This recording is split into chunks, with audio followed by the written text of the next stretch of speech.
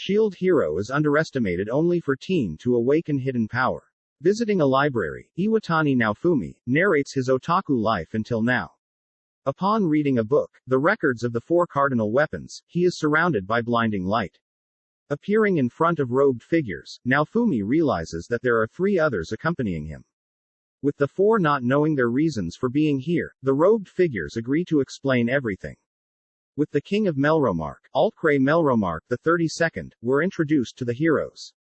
Amaki Ren wields the sword, Kitamura Motoyasu wielder of the spear, Kawasumi Atsuki wielder for the bow, and our protagonist wields the shield. Having ignored Naofumi's questions, the king explains that the world is being overrun with hordes of monsters, called waves. With the use of an ancient dragon hourglass, the country is able to determine the existence of the next wave. Knowing that, the king also explains that the heroes throughout history have been the saviors of humankind, demanding that the 4 assist them. Refusing to serve the king for free, they are offered money and status in return. Accepting the exchange, the heroes check their statues. The 4 begin to discuss possibilities of what this world could be, with each offering different ideas. The next morning, the heroes are offered members to help learn the ropes of hunting and leveling. With no one joining Naofumi's party, the princess minds Sufia. Heading to a local weapons store, they are greeted by the boss. Naofumi realizes that he can't wield any weapon but a shield. Obtaining basic essentials for battle, Mine and Naofumi begin hunting balloon monsters. Upon their deaths, Naofumi is seen endlessly absorbing drops from the creatures. Caching extra loot, Naofumi purchases Mine armor, as they'll be trying a more difficult adventure the next day. With them sharing a lovely dinner, Naofumi heads to bed, thanking Mine and hoping to continue their adventure. The next morning, Naofumi is restrained by the kingdom's guards. Accusing Naofumi of taking advantage of her, Mine shows her true nature, having manipulated everyone. Frustrated at everyone's ignorance, Naofumi accepts being banished. Heading out the city, Naofumi is pulled to the side by the weapons boss. Sympathizing with Naofumi, he gives our protagonist green cloth. Now adventuring alone, Naofumi is forced to learn the world through trial and error.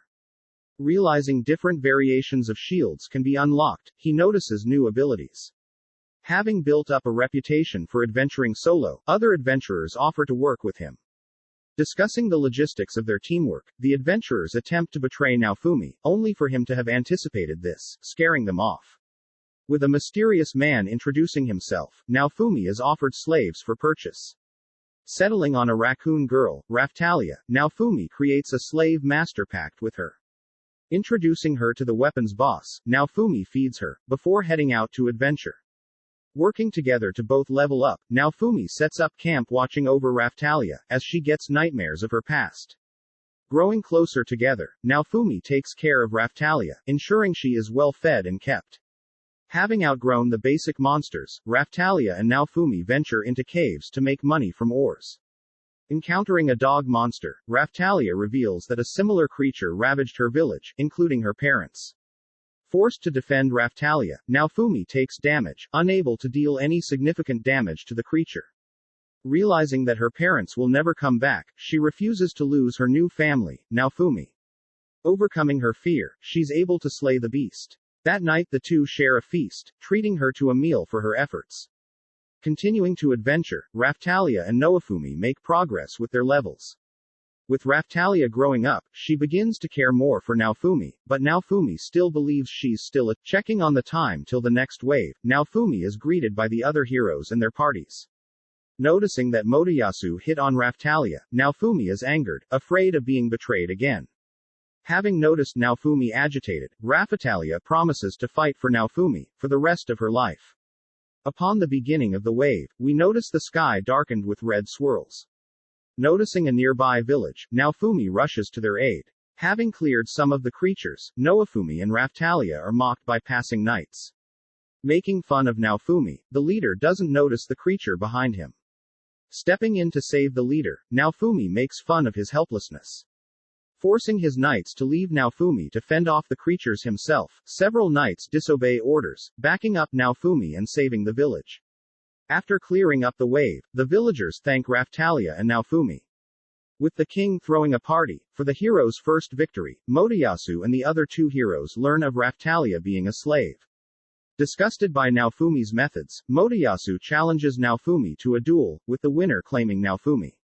Attempting to leave, the king secretly restrains Raphtalia from speaking up, and forces our protagonist to accept the duel.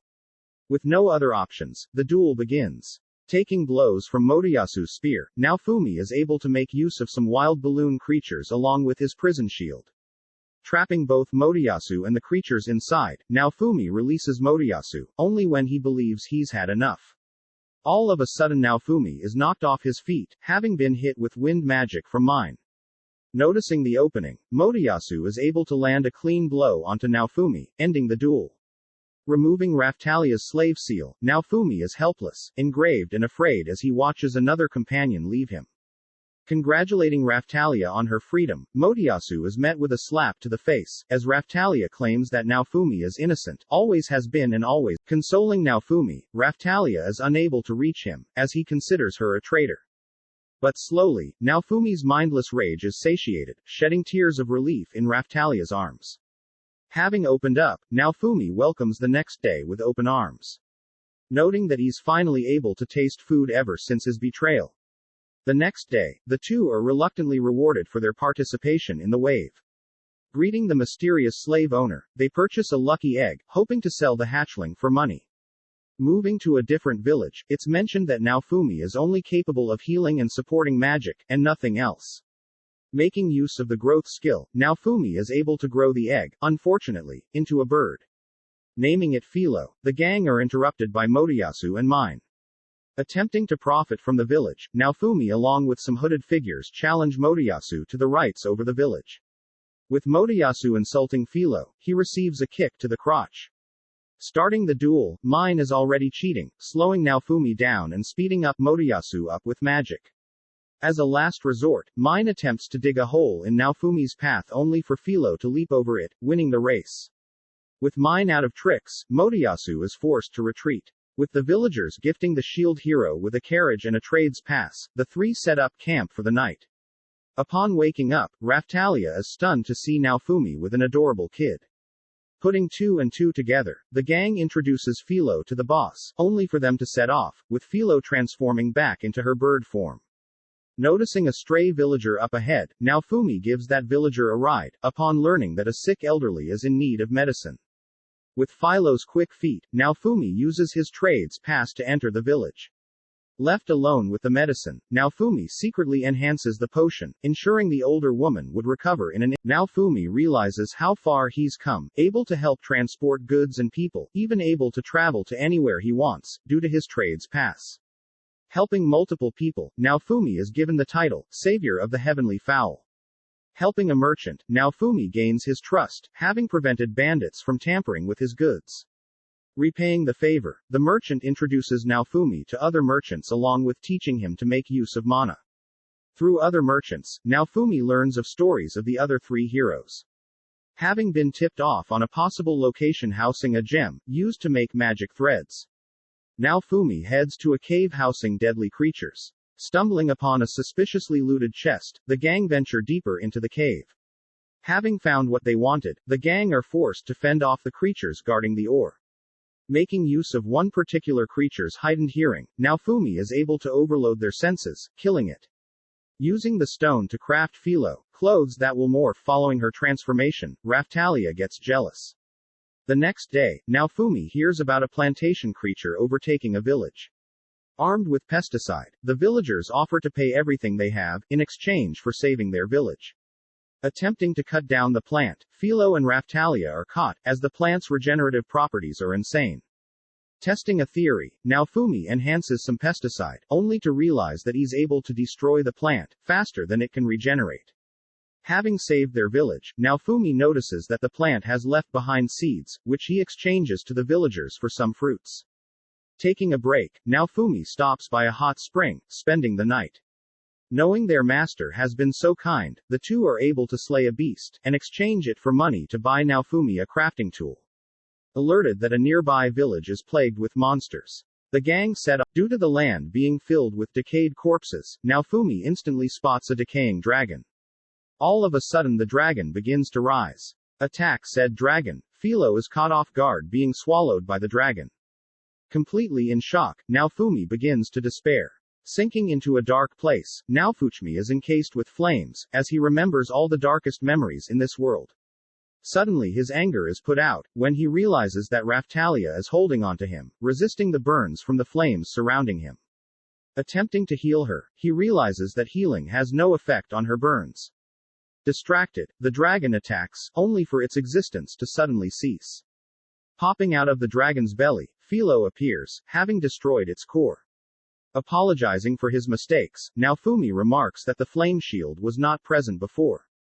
The next day before heading off, they encounter a young lady, Melty. Lost, she asks to accompany Naofumi back to the capital. Upon arriving, Melty parts ways with the gang, with Naofumi visiting a church. Greeted by the leader, Naofumi purchases some holy water that can heal any lasting burns. With a knight chasing after Naofumi, he is forced to run away, only for Motoyasu to challenge Naofumi, out of nowhere. As Mine forces Naofumi to duel Motoyasu, Melty reveals herself as royalty, and next in line to the throne, ahead of Mine. Having stopped the duel and apologizing for the damages caused by Motoyasu, Melty attempts to have a conversation with Naofumi, only to be told to go away. All of a sudden, some knights that assisted Naofumi in the previous duel, want to assist Naofumi, having saved their village. Asking them to pay money to join his party, they go off to gather the coins needed. In the meantime, Naofumi attempts to get Raphtalia and Philo a class upgrade, only to be refused access to the hourglass, via the king's orders. As an alternative method, Naofumi makes arrangements with learning of other locations of hourglasses. Naofumi surmises that the search for other hourglasses can wait. With the knights joining Naofumi's party, the wave begins. Immediately defending a nearby village, Naofumi heads over to the epicenter of the wave. Encountering the other heroes, Naofumi witnesses the heroes helplessly attack the boss, Soul Eater. With Raphtalia and Philo chipping away at the Soul Eater, Naofumi equips the Flame Shield.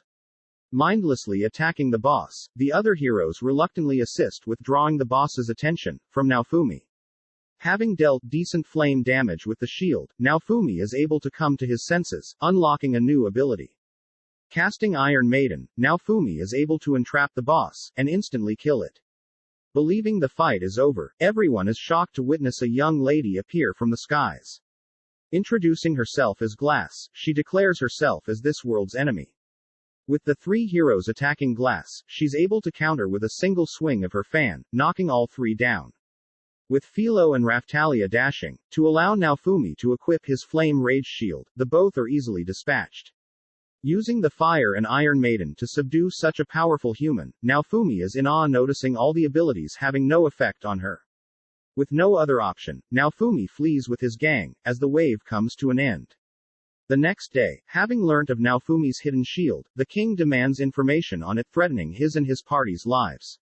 Hearing that, Naofumi doesn't keep quiet, threatening the kingdom's safety, if the king were to harm his members' lives. Leaving, he's warned by a lady, to be cautious. Back in the throne room, Melty greets her father. Ignoring her sister, Mine's words, she leaves as Mine is clearly agitated at Melty. With the shield hero leaving off to complete more jobs, we see Melty intercept them, attempting to speak with the shield. Growing more annoyed at Naofumi, our protagonist gets a strange feeling. Witnessing a charging soldier, Naofumi pulls Melty close to protect her fronty soldier, killing her. Thanks for watching. The next part will come out soon. Check out one of our other videos. Subscribe, like and comment.